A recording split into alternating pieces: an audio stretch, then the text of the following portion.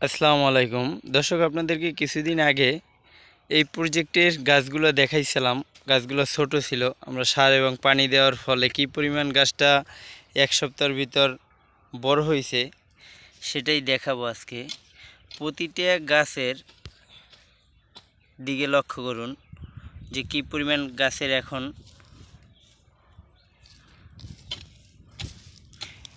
প্রতিটা গাছই কিন্তু খুবই সুন্দর, কিন্তু গোড়ায় একটু ঘাস জন্মাইছে। ঘাসগুলো তুলে ফেলতে হবে। এখন ঋণ করা হচ্ছে। এই প্রজেক্টে ঋণ করতে দেরি হয়ে গেছে, তারপরও এই প্রজেক্টে এখন ঋণ করা হচ্ছে। গাছে আগা চলে আসছে এক সপ্তাহের ভিতরে। সার এবং পানি দেওয়ার ফলে গাছের ভালো একটা পরিবর্তন আসছে। গাছের মান খুবই ভালো হয়েছে। আপনারা সবাই সবসময় পাশে থাকবেন এবং সাপোর্ট করবেন। আমার এই ভিডিওটি যারাই দেখতেছেন ইউটিউব চ্যানেল থেকে দেখলে ইউটিউব চ্যানেলটি সাবস্ক্রাইব করবেন, এবং যদি ফেসবুক পেজ থেকে দেখেন অবশ্যই পেজটি ফলো করে রাখবেন। কৃষির সকল আপডেট ইনশাল্লাহ সবসময় পাবেন। এই প্রজেক্টে প্রায় 15 একর জমিতে তরমুজ দেওয়া হয়েছে।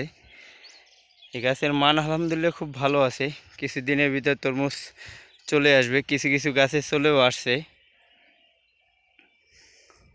এবং আমাদের জন্য সবসময় সবাই দোয়া করবেন যেন ভালো একটা ফল পাই আমরা। অনেক পরিশ্রম এবং অনেক ব্যয়বহুল তরমুজ। যারাই দেন অবশ্যই তারা জানেন, আর যারা না জানেন তারাও জেনে যান।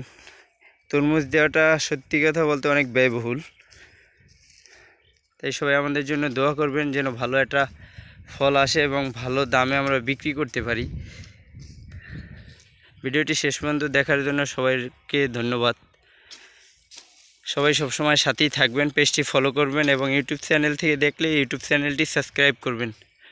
ধন্যবাদ।